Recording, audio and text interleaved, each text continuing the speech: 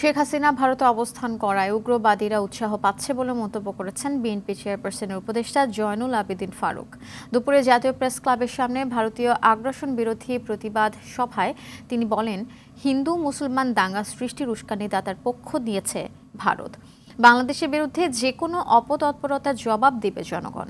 এদিকে ভারতীয় শাড়ি পুড়িয়ে প্রতিবাদ জানালেন বিএনপির সিনিয়র যুগ্ম মহাসচিব রুহুল কবির রিজভী আহমেদ। বাংলাদেশের পতাকা অবমাননা ও হাই কমিশনে ভারতের উগ্রবাদীদের হামলার ঘটনার প্রতিবাদ জানিয়ে ক্ষুব্ধ প্রতিক্রিয়া দেখান তিনি। জাতীয় প্রেস ক্লাবের সামনে এক বিক্ষোভ সমাবেশে রিজভী আহমেদ ভারতীয় পণ্য বয়কটের ডাক দিয়ে এই প্রতিবাদ জানান।